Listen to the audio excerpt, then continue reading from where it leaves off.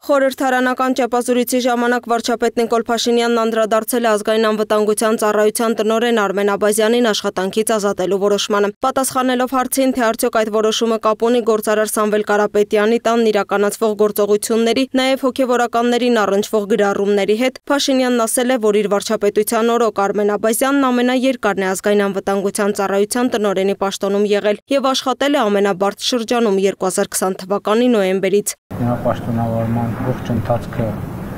եղել է չափազանց բարդ եւ ես կարծում եմ, որ նա արժանացել է, որ մի քիչ հանգստանա, որովհետեւ ես 4 ավելի մի րոպե 5 տարի այդ լարված պայմաններում աշխատել է ազգային անվտանգության ծառայության տնօրենի պաշտոնից, կարծում եմ հասկանում եք, որ հեշտ չի։ Փաշինյանն անդրադարձել է նաև Սամվել Կարապետյանի հետ կապված վերջին իրադարձություններին։ Նա նշել է, որ Հայաստանը ժողովրդավար երկիր է եւ յուրաքանչյուրն իրավունք ունի արտահայտելու, հավաքներ անցկացնելու, քաղաքական եւ հանրային կյանքին մասնակցելու, բայց Հայաստանի Հանրապետությանը սպառնալ որևէ մեկը չի կարող։ Փաշինյանը վստահեցրել է, որ ամենակոշտ եւ ամենակոպիտ միջոցները կձեռնարկի ցանկացած նման դեպքում։ Հայաստանի Հանրապետությանը սպառնալ որևէ մեկը չի կարող։ Եվ ես ինչքան էլ ժողովրդավարություն ամենակոշտ եւ ամենակոպիտ միջոցները կձեռնարկեմ ցանկացած նման դեպքում։ Կարապետյանը ասաց, որ մենք եթե քաղաքական գործիչներին չհաջողվի, այսինքն եթե քաղաքական մենք մեր ձևերով կմասնակցենք կամ կմիջամտնենք եւ այլն եւ այդպես շարունակ։ Դա արժանացել է եւ արժանանալու է կոնկրետ համարժեք գնահատական։ Ըստ Փաշինյանի մարզային այցերի ժամանակ էլ շատերն իրենց մեղադրում են հստակ քայլերի չգնալու համար, իսկ հակառակ կողմը ժողովրդավարությունը շփոթում է թուլության հետ։ Խոսելով Հայաստանի էլեկտրական ցանցերի աշխատանքի մասին, վարչապետը ներկայացրեց այն պետականացնելու իր որոշման պատճառները։ Ըստ նրա, Հայաստանում ստեղծված էներգետիկ ճգնաժամի վերաբերյալ վերլուծությունը հիմք է տալիս մտածելու, որ արվել եւ արվում է Հայաստանում ներքին հանրային դժգոհություն գեներացնելու համար։ Հեծը պետականացնելու նախագիծն արդեն գոյություն ունի։ Բայց ես տվել էի հանձնարարական, որ մի ամսվա ընթացքում կամ պետք է հստակ ժողովրդին հասցրած վնասը վերականգնելու մեխանիզմներ դրվեն, կամ հեծը պետք է ազգայնացվի, այսինքն պետականացվի։ Իմ հանձնարարականի օրը դրանում է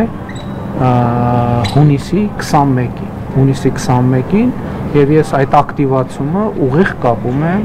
իմ այդ հանձնարարականի, իմ այդ որոշման, որովհետև կառավարության անդամները սկսել էին աշխատել, հեծին հստակ ուղերձ տվել էին։ Գործադիրի ղեկավարն ասաց, որ իր մարզային այցերի ընթացքում բնակիչները մշտապես դժգոհում են հեծի աշխատանքից։ Ինքն էլ է մարզերում պարբերաբար այդ խախտումները նկատելն, ինչն իհարկե անհանդուրժելի է։ Ի վերջո, ըստ Փաշինյանի, եկեղեցին տվյալ դեպքում Սամվել Կարապետյանի համար ընդհանրապես ծխած ծածկույթ է։ Այս համատեքստում վարչապետը վստահեցրեց, ինքը եկեղեցուն պատերազմ չի հայտարարել։ Պատերազմ հայտարարել են այն մարդիկ, որոնք իրենք են խախտել հայ առաքելական եկեղեցու կարգը, կուսակրոնության ուխտագիրը, մեր ավանդույթները։ Իր խնդիրն է եկեղեցին վերադարձնել հոգևոր արժեքներին։ Ահա այս գրքերի մեջ է սահմանված,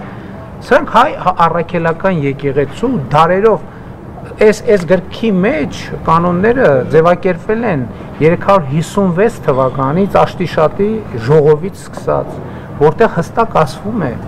որ կուսակրոնությունը խախտած եպիսկոպոսը, ես գիտեք, որ կաթողիկոսը նույնպես եպիսկոպոս է, կարգալույծ է արվում։ Նրանք չեն կարող ընդհանրապես խորանին մոտենալ, նրանք չեն կարող հաղորդակից լինել հայ առաքելական եկեղեցու սրբություններին, եւ դա ոչ թե ես եմ ասում, դա սահմանված է մեր նախնիների սուրբ ավանդով, պատգամով եւ կանոններով։ Անդրադառնալով հարևան երկրների հետ հարաբերություններին, վարչապետը խոսեց հարևան-Թուրքիա աշխատանքային այցի մասին։ Այցի օրակարգի վերաբերյալ կլինի համատեղ հայտարարություն, ես կարող եմ ասել, որ իրոք այո, այցը նախատեսված է եւ այցի վերաբերյալ ուղղակի պայմանավորվածությունները չխախտելու համար համատեղության իմաստով հայտարարությունների, այս բանին ընդհանրապես ասեմ, այն ինչ որ արդեն հայտնի է։ Անդրադառնալով այն մտահոգություններին, որ Իրան-Իսրայել պատերազմի համատեքստում վտանգ կա Սյունիքի ուղղությամբ, Նիկոլ Փաշինյանն ասաց, որ պարբերաբար հրավիրվում է անվտանգության խորհրդի նիստ։ Բայց այդ նիստերը նրա համար չեն, որ Սյունիքի հետ կապված վտանգ կա։ Ես այդ ես այդ հայտարարությունները համարում եմ սադրիչ, պրովոկատիվ, մի րոպե, ես այդ հայտարարությունները համարում եմ սադրիչ, պրովոկատիվ, ես այդ հայտարարությունները համարում եմ չհիմնավորված եւ Հայաստանի քաղաքացիների շրջանում անհանգստություն, խուճապ եւ անորոշություններ գեներացնելու համար։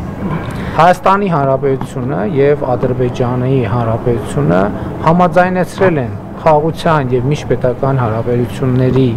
հաստատման մասին համաձայնագրի նախագիծը եւ ինչպես ասել են, Հայաստանի եւ Ադրբեջանի միջեւ նոր պատերազմ չի լինելու է խաղաղություն։ Հայաստանի շուրջ սպառնալիքներ միշտ էլ եղել են, բայց հիմա Հայաստանի Հանրապետության համար ստեղծվել են աննախադեպ հնարավորություններ, որոնք նախկինում երբեք չեն եղել։ Հիմա Հայաստանն այդ սպառնալիքները կառավարելու ավելի մեծ հնարավորություններ ունի։ Լուսինե Գրիգորյան, Free News, Ազատ լուրեր։